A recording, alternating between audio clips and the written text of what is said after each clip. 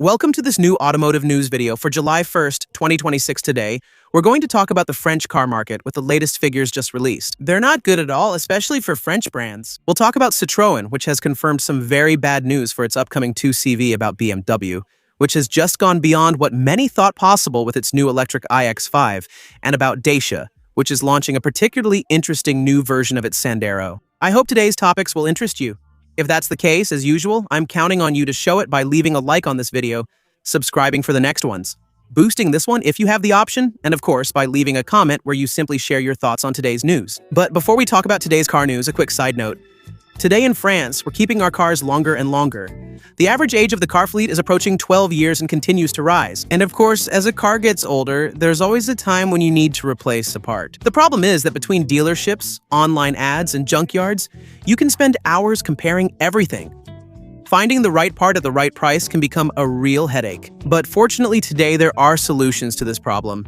Like Ovoco, which is the partner of today's video and with whom it was made in collaboration. Ovoco is a platform specialized in used car parts, bringing together more than 5,000 sellers across Europe and giving access to millions of car parts. Here's a concrete example. Soon, I'll need to replace the ballast in one of my xenon headlights. I simply entered the part I was looking for, my car model, and in just a few clicks, I found several references compatible with my car. For car enthusiasts as well as those who are simply looking to reduce their maintenance budget, it's often a much more economical solution than buying a new part. In my case, for example, the used ballast is almost 4 times cheaper than a new one. And besides being more economical, it's also more responsible since all the parts you see here come from dismantled vehicles but are still perfectly usable.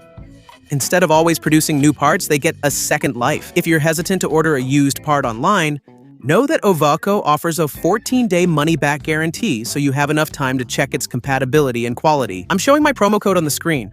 The code ECHI-NEWSAUTO.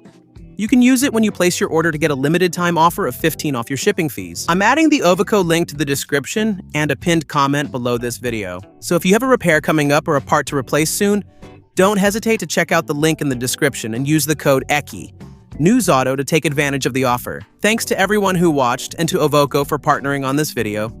Now, back to today's news. BMW has just unveiled the 5th generation of the X5.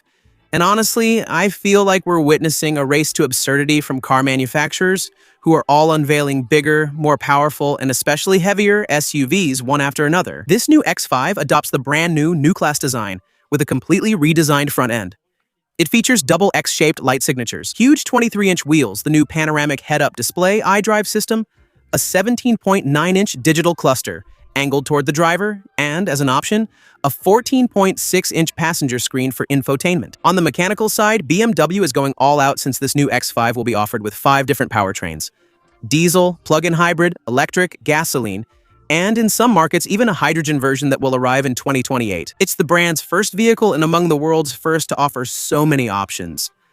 The fully electric version is getting the most attention. It comes with a huge 140 kilowatt-hour battery, simply the biggest battery ever installed in a production car in Europe. It's paired with an 800-volt architecture can handle up to 450 kilowatts of charging power, and despite the huge size and weight of the battery, which we'll talk about in a moment, BMW is ultimately claiming 800 kilometers of range. That's not as good as its electric Series 3, which actually has a much smaller battery. Because of this huge battery, it weighs 2,890 kilos, almost 3 tons. Fortunately, it will be very powerful, with 570 horsepower in the launch version. For those who prefer combustion engine versions, you should know that there will be a version in Europe called the 40DX Drive, which will be the 3-liter 6-cylinder hybrid diesel. There will also be a plug-in hybrid version called the 50EX Drive, which will produce 480 horsepower. It will be based on the 6-cylinder gasoline engine, and thanks to an 18.7 kilowatt-hour battery, it will allow for about 100 kilometers of fully electric range. Above that, there will be another plug-in hybrid version, the 60EX Drive, which will be based on the V8 and will have a total output of 604 horsepower. It has impressive power and performance on paper, but ultimately what stands out most isn't the power or the range. It's its weight, almost 3 tons, and with that weight, we're not that far from the maximum weight limit allowed by a regular driver's license. We're just a step away from needing a commercial driver's license to drive SUVs. While BMW keeps making bigger and bigger SUVs, other manufacturers, especially French brands, have a much more urgent problem: selling cars. The numbers for the French car market in June 2026 have just come out, and they're really not good. especially for French brands. The numbers just came out, and at first glance, things look much better than the rest of 2026. Overall registrations increased by 11.4% in June, with 188,000 units. Except that there are two things to clarify. The first is that there were 2 more working days in June 2026 than in June 2025, so 2 extra days during which dealerships could deliver and sell cars. Adjusted for the same number of working days, the increase is actually much smaller, around 1 to 1.5%. And above all, something quite surprising happened during the last 2 days of June. With French manufacturers who use the well-known ballot stuffing technique, the tactic of tactical registrations, to try to hide what are actually completely disastrous figures. I'll give you the figures officially reported by the brands, which aren't particularly impressive either. Despite an official market increase of 11%, the Renault Group is only up by 1%. The Stellantis Group includes not just French brands, but also Italian ones like Fiat and Lancia. They published figures that give the impression that everything is fine and that the crisis is over, with a 9 to 9.5% increase in registrations, with around 45,000 units. Except that, and this is where it gets particularly interesting in my opinion, 2 days before the end of the month on Monday morning, Renault was not showing a 1% increase, but a decrease of 19 to 19.4%.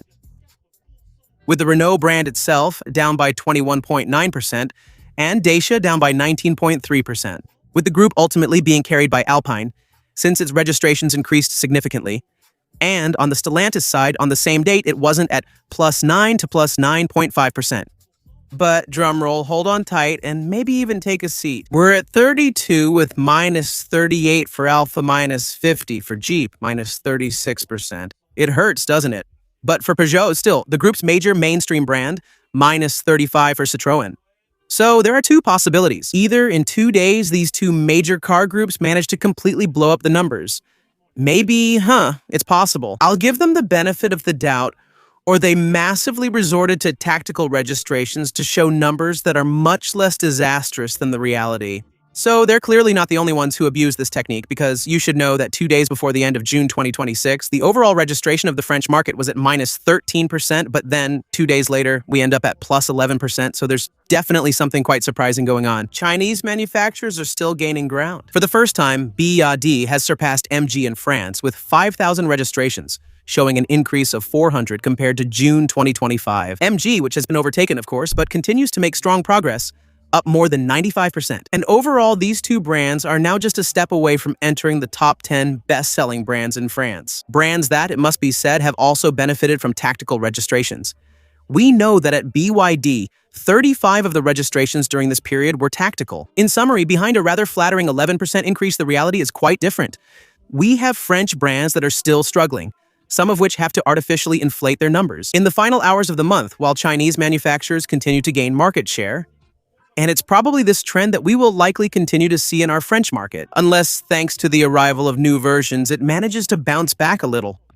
Indeed, Dacia is finally launching the version that was probably the most anticipated of its new Sandero, its full hybrid version. It uses the 155 horsepower hybrid powertrain that we've already seen on other models from the brand. It combines a 1.8-liter 4-cylinder gasoline engine, which produces 109 horsepower with 2 electric motors, and a 1.4 kilowatt-hour battery, as well as a continuously variable automatic transmission, with 4 gears for the gasoline engine and 2 for the electric part. The total combined power is 155 horsepower, which is not bad for a small car like this.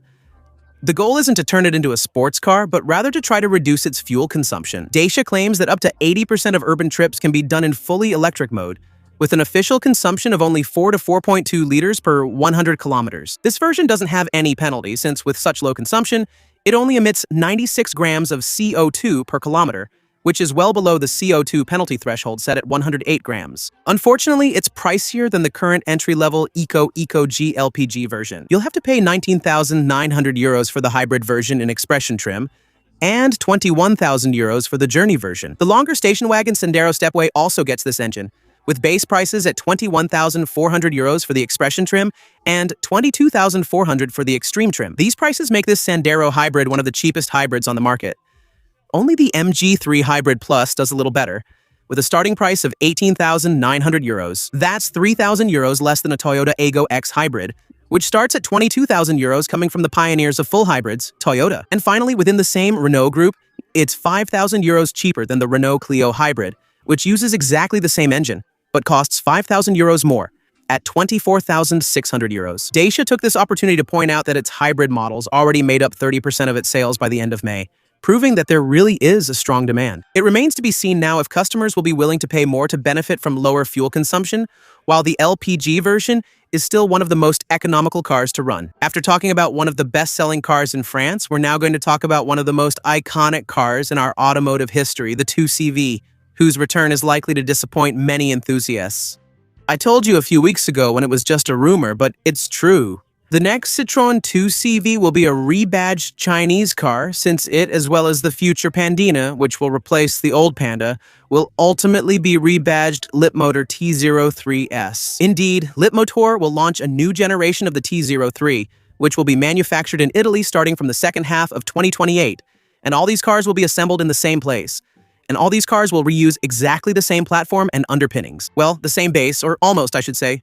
Because we know that the 37 or 37.5 kilowatt-hour battery of the future T03 will be replaced in the upcoming Pandina and the future 2CV with a smaller battery, a 30 kilowatt-hour battery with the goal of reaching 250 kilometers of range. A choice that Citroën made because it was simply impossible to develop a brand new model from scratch in just 2 years, since Citroën started considering bringing it back in 2026, and the goal is to launch it in 2028.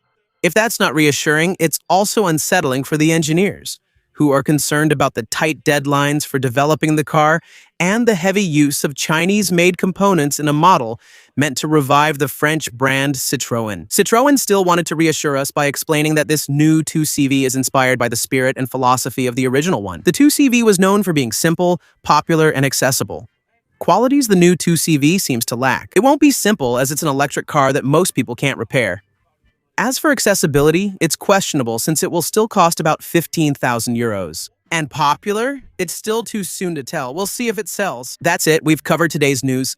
I hope you found the video interesting. If you did, as usual, I count on you to show it by leaving a like, subscribing for the next videos, and taking a look at today's video sponsors, which were Ovoco.